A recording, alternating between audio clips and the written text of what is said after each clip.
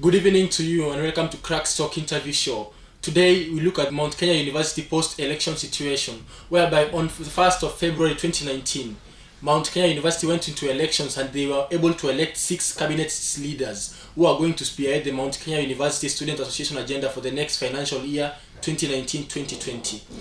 The 6 elected leaders are the President-elect Honorable Sammy Otieno Militia, the Deputy President-elect Honorable Kasti Mushemi, Sports Minister-elect Honorable Festus Waweru, Academic Minister-elect Honorable Eric Mbugi, Finance Minister-elect Honorable Muhammad Katelo, and Secretary General Honorable Ali Osman Korar. We were not able to have an interview with all of them, but today in studio we are privileged to have with us the Mount Kenya University Student Election President-elect Honorable Sammy Otieno Militia. Thank you, Mr. President, for joining us, and congratulations on your victory.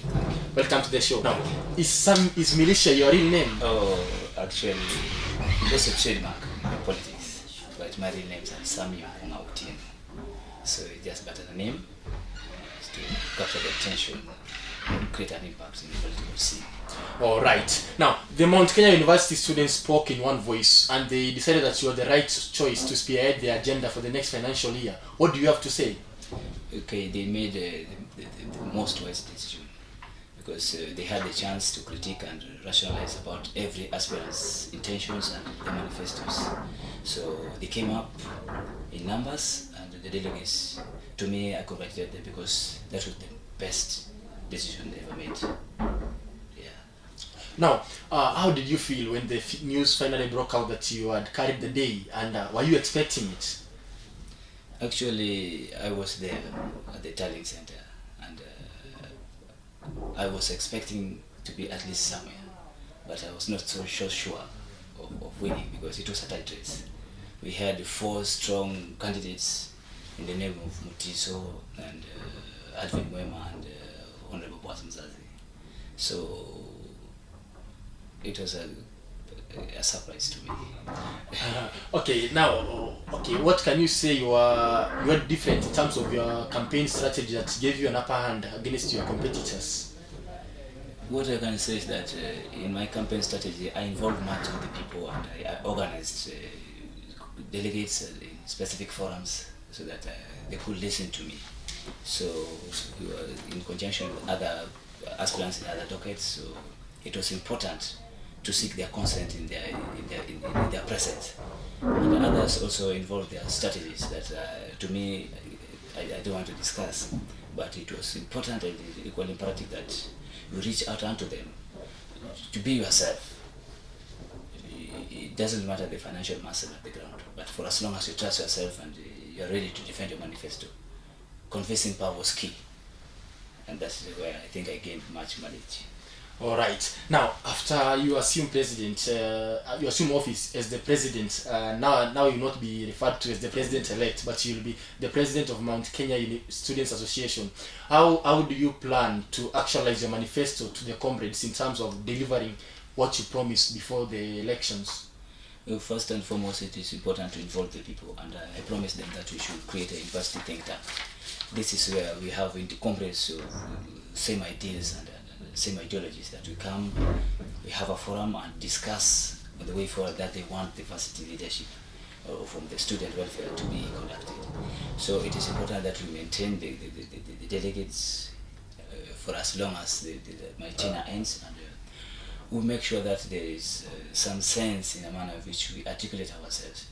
We must give diplomacy a chance. You know, the president is the link between the administration and the comrades. So after assuming office, that's after being sworn in the inauguration, I will try my best to effect and implement my manifesto in accordance to the institutional strategies that are there. Now, speaking of the delegates, many students, many people, they have criticized the system, saying that the delegate system is kind of a way taking away democracy from students, as it creates a way whereby the administration or some individuals can be able to influence those delegates to vote for a certain leader whom the students do not want to be there. What do you have to say concerning the delegate system of voting as compared to the Mlolongo system? First and foremost, we have to accept that the delegate system is a shortcut, and it's a big impediment to democracy, because For once individuals have the chance or chances to be elected in their departments, it does not take them, they are not, sometimes they may be influenced by other forces like financial aspect to decide in favor of the other candidate. So to me, I would always like universal suffrage system where popularly known as Mlolongo, where one man, one vote counts. Because legitimacy is in doubt here when you are elected through the electoral system who are compromised in one way or the other. So it is important to revisit that. And it is before the parliament that is now a law. And we are not so sure if the delegate system will be in place for quite some time, because it was due to some reasons that it has been achieved. So I mean pure agreement with that it is not the best idea. I always wish that we refer to the previous one, that you take one vote to count for every individual. And now that you are the president-elect, I hope you will ensure that you make a follow-up on that and ensure that the voice of the people is being heard.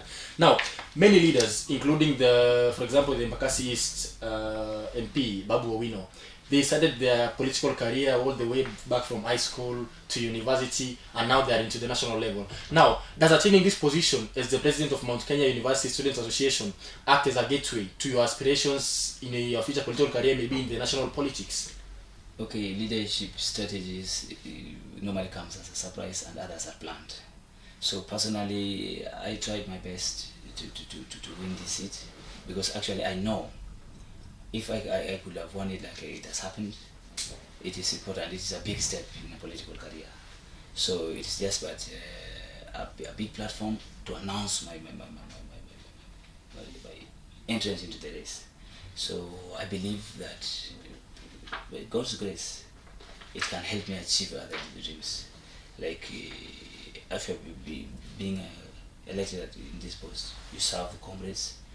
If you do it well, and it is important to seek the Lord's intervention, it is important that I use it wisely and to help others nationally. So I am ready for that as well. Now, people have commonly misinterpreted the trend of top leadership in institutions and compared it to the national level. They have said people are saying like there's a trend which is tribally inflicted trend, whereby in the national level they claim that it's a trend of Kikuyus and Kalenjins. And now in Mount Kenya University, some are saying the trend is also coming out in Mount Kenya University, whereby it is a Kikuyu Luo affair. Because we look at the past 4 presidents of the institution, we had Charles Karondo, who was a Kikuyu, Martin Owila, who was a Luo, and to Kelvin Theuri, who was a Kikuyu, and now Sammy Otieno, a Luo. What do you have to say about that? First and foremost, I must start by saying that is a misguided information. It is baseless, because politics entails many factors, and tyranny of numbers plays a big role. So it doesn't matter where you're coming from, for as long as the ground favors you in terms of numbers. Because I remember Mavo Mzito hails for male. I also know of Martin Mushisho. He is a Maasai. I also know of Omogo and Awila. Those are Lupians. There's also Mwangi, His Excellency Theuri, and Charles Karondo and Kimati. Those are Kikuyus. So in the varsity leadership style, this is where we have the greatest opportunity to put right what is going wrong in the national domain. So it's a matter of how well you strategize and organize yourself, and how sensible enough you are in front of your comrades. And if they trust you, I don't think they will care where you're coming from. You also have the minority department. Look at the Somalis. They are the key figures in the finance docket and in Secretary General docket. So it doesn't matter where you're coming from. It doesn't matter the tribe or the religion. But so long as you have the convincing power, definitely you have the capacity to win. And above all, the fear of the Lord God. Oh, thank you. Now, should we expect, like, for example, in the national level, like many youths to be engaging in and going for political posts, now that we have this leadership in the university? Can it act as a platform whereby it prepares more youths when they go out of this institution, they're able to champion in the national level? Can we say that with this leadership in the university, it's like a pathway to more youths getting into the national politics? It is a really, really great pathway for them. because normally we are told that youths are the leaders of tomorrow, and it is important to know how well you organize yourself. If you make wise decisions early enough, you declare your stand early enough, and you are able to defend this, it may help you in the future. But it is important that you also get involved with the current political situations to remain valid. To me, I think it is a very big boost. And the youth, I am so sure, because it is time for the whole horses to take a rest. It is up to us to be up to task as well, to take the mandate from them, take that power by being ready to learn from them and ready to execute and articulate ourselves with the utmost decorum and mannerism. Oh, thank you. Now, if you can just address the students, the comrades, while facing that camera, and give them your views, your comments as the president-elect before your inauguration. What do you have to tell the students facing that camera? To my dear comrades, it is important that I inform you that in less than 12 hours to inauguration, you'll be expecting your real president. So you must be ready for maximum cooperation and critical issues that are outlined in my manifesto. This is the greatest opportunity for the implementation. You must be ready for teamwork and inclusive government. We are fighting issues like insecurity, which is a national crisis. So this is the time that you be ready and up in arms. It is important as well to be ready for amicable response to complex issues and concerns. So quick response team must be on ground and be ready always to share out your ideas to help us. A good leader is he who is also ready to be led. I welcome every assistance and every support, morally, mentally, and spiritually, for as long as we make our presence be felt and make good use of this opportunity to empower you, both mentally, spiritually, or even financially, where necessary. I am ready for everything, and I'm looking forward for maximum cooperation. And to the administration, they also should be ready for new leadership and a great legacy that I hope will be in place. Thank you. Yeah, thank you very much, Mr. President, and all the best as you embark on your quest as the President of Mount Kenya University.